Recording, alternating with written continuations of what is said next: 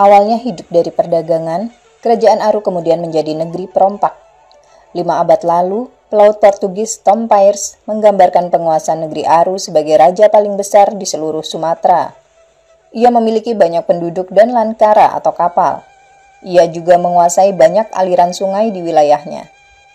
Sang raja menguasai barang-barang rampasan hasil penyerbuan. Rakyat dan aparat kerajaan pergi melaut untuk merompak. Mereka membagi hasil jarahannya dengan sang raja. Aru bermusuhan dengan tetangganya, yaitu Malaka. Negeri lain pun memandang Aru dengan buruk. Tanpa mencuri, mereka tak akan bisa hidup. Karena itu tak ada yang bisa berkawan dengan mereka, catat Paes dalam Suma Oriental. Raja Aru seorang Moor yang tinggal di istana di pedalaman. Tanah di sekitarnya berawa-rawa sehingga tak mungkin ditembus. Di balik reputasinya sebagai negeri perompak, Aru adalah penghasil beras kualitas baik, buah-buahan, dan hasil ternak melimpah, serta segala rupa hasil hutan seperti kamper, kemenyan, rotan, dan madu. Jika Teluk Aru di Selat Malaka sekarang bisa dikaitkan dengan wilayah kerajaan Aru pada masa lalu, maka kondisi geografis itu mendukungnya menjadi pemain penting dalam perniagaan di Selat Malaka.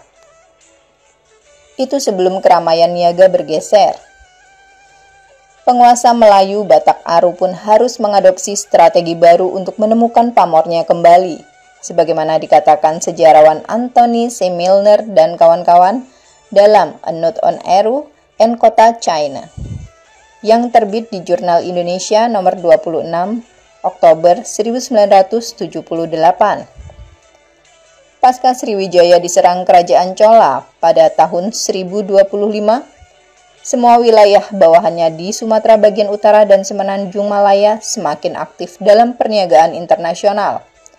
Ini dikatakan oleh Eri Sudewo, peneliti Balai Arkeologi Sumatera Utara, dalam Manik-Manik Kaca, salah satu indikator kejayaan dan keruntuhan perniagaan Pulau Kampai yang terbit di Jurnal Kalpataru. Situs kota Cina yang dibangun oleh Milner dihubungkan dengan kerajaan Aru, menunjukkan kebangkitan kerajaan ini setelah mengendurnya pengaruh Sriwijaya. Situs ini berada di antara Sungai Belawan dan Sungai Deli yang bermuara di Selat Malaka. Dari temuan arkeologis di situs itu, diduga kontak dagang dan budaya telah berkembang sejak abad ke-11. Mungkin telah membangkitkan ambisi para kepala daerah, tulis Milner. Bukti arkeologis itu menunjukkan kemakmuran dan pengaruh terbesar Aru terjadi sejak pertengahan abad ke-12 hingga ke-14. Pada saat kapal dinasti Sung berdagang dengan Sriwijaya, tepat sebelum Aru menarik perhatian Kubilai Khan, lanjut Milner. Nama Aru tercatat dalam sumber-sumber lokal dan mancanegara. Teks tertua, Negara Kertagama, yang selesai ditulis pada tahun 1356, menyebut nama Haru atau Aru. Nama Aru juga tercatat dalam Pararaton. Ketika menyerukan Sumpah Palapa, Mahapatih Gajah Mada menyebut nama-nama negeri yang diharapkan bisa bersatu di bawah Majapahit. Salah satunya adalah Haru atau Sumatera Utara. Catatan Tiongkok tertua, yaitu Sejarah Dinasti Yuan, menyebut Aru mengirim utusan 2 kali ke Istana Kubilai Khan pada 1282 dan 1295. Dalam Xingcha Senglan tahun 1436, Feixin, pejabat yang 4 kali mendampingi Cheng Ho, menyebut masyarakat Aru mengumpulkan kamfer dari hutan untuk dijual ke pedagang asing yang singgah. Mereka juga mengimpor sutra berwarna, tembikar, manik-manik, dan sebagainya.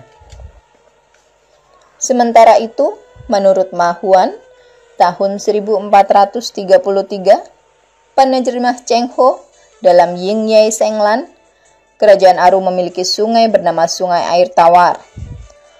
Orang-orangnya hanya sedikit menggunakan barang impor. Mereka banyak mengkonsumsi susu. Negara ini kecil dan tak ada produk yang bisa diekspor kecuali resin berbau wangi dan sebagainya. Ada kemungkinan Feixin dan Ma Huan menggambarkan daerah yang berbeda, tulis Milner. Dalam masa yang sama, sejarah dinasti Ming mencatatnya sebagai negeri yang tandus dan hanya menghasilkan sedikit panen. Namun utusan-utusan dari Aru ke Tiongkok masih dikirimkan pada 1411, 1419, 1421, dan 1423.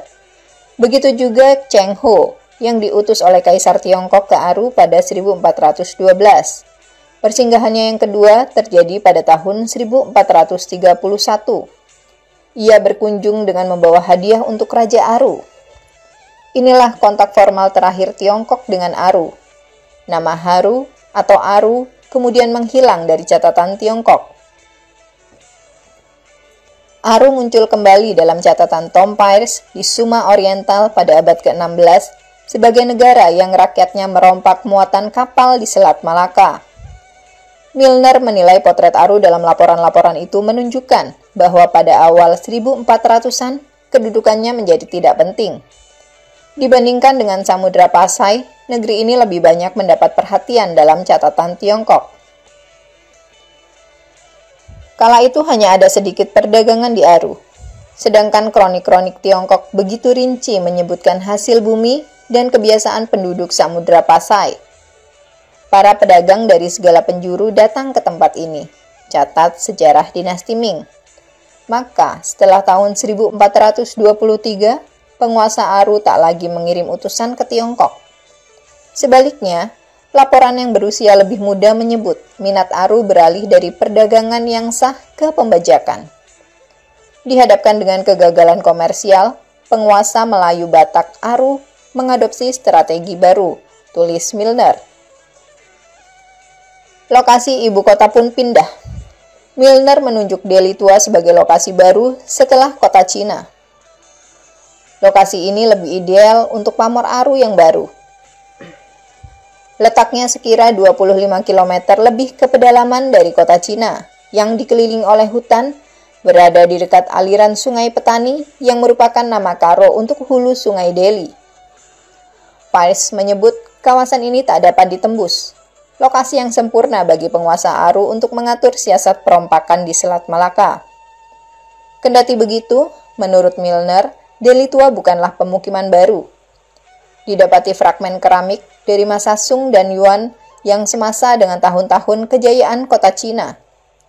Namun, fragmen keramik dari abad ke-14 hingga ke-16 ditemukan di Delhi Tua dalam jumlah yang cukup besar. Bersamaan dengan itu, ditemukan peluru senjata api berbahan timah.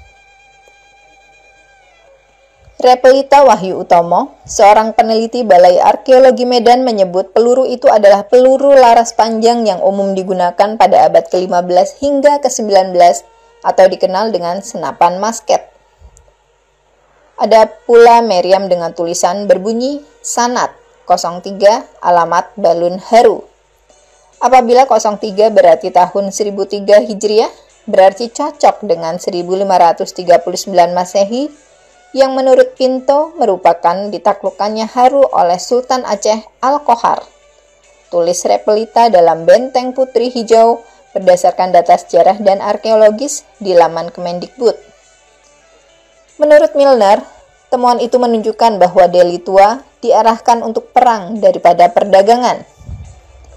Sedangkan kegagalan Aru untuk kembali naik di dunia perdagangan sulit untuk dijelaskan alasannya. Milner menyebut sangat mungkin pelabuhan kerajaan ini lama-kelamaan tak lagi mudah untuk dilayari.